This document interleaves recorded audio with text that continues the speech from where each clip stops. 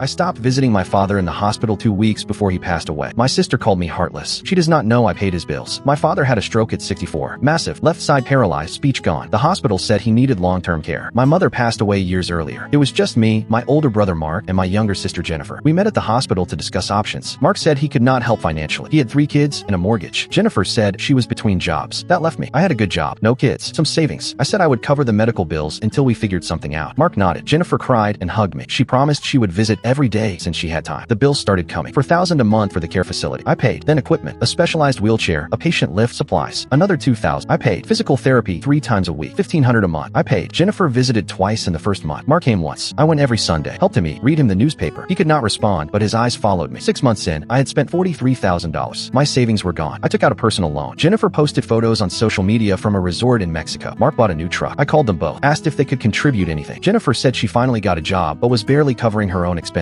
Mark said his youngest needed braces. That was $7,000 right there. He asked if I had considered letting the state take over. I did not respond. I kept paying. 1 year later, my father had another stroke. Smaller, but he declined fast. The doctor said it was time to consider end-of-life care. I sat with that information alone for 3 days. I called a family meeting. Mark showed up late. Jennifer brought her new boyfriend. I told them what the doctor said, that we needed to decide together. Mark said we should do whatever keeps him comfortable. Jennifer agreed. Then Mark asked who was paying for all this anyway. I looked at him, said I had been paying for everything. Every bill, every piece of equipment, every therapy session. For 18 months, the room went silent. Jennifer stared at me, said she did not know. I pulled out my phone, showed them the bank statements, the loan documents, $47,000 in medical expenses, another $12,000 in loan interest. Mark went pale, said he thought insurance covered it. I told him it covered some, not enough. Jennifer started crying, said I should have told them. I asked her where she thought the money was coming from. She had no answer. I asked Mark why he never asked. He looked at the floor. My father passed away 2 weeks later. I was not there. I was at work, trying to earn enough to pay the next loan installment. Jennifer was there. She called me sobbing, said I should have been there, that he asked for me at the end. He could not speak. He had not spoken in 18 months. I knew she was lying to hurt me. The funeral cost $6,000. I paid. Mark and Jennifer planned the whole service, chose the flowers, the music, the readings. People came up to them offering condolence, saying what devoted children they were. No one knew I had paid for everything. No one knew I was $60,000 in debt. No one knew I ate pasta for dinner every night for a year to afford his care. After the service, Jennifer pulled me aside, said she knew I was upset, but family takes care of family. That dad would want us to stay close. Then she asked if I was planning to sell his house. I told her the house was already sold. I sold it 4 months ago to cover his care. She went white, asked where the money went. I said the same place all my money went, into keeping him alive and comfortable. Mark overheard, asked why I did not tell them. I said I did tell them. At every family meeting, every phone call, every time I asked for help, they chose not to hear. I have not spoken to either of them in 8 months. Jennifer sends messages on holidays. Mark called once asking to borrow money for a down payment. I did not respond. People ask if I regret paying for my father's care. I do not. I regret believing my siblings would help. I regret protecting them from the truth of what care cost. I regret letting them pretend they were devoted children. My father deserved better than dying while I worked to pay his bills, but he also deserved better than children who showed up for photos and left me with the debt. I gave him what I could. That will have to be enough.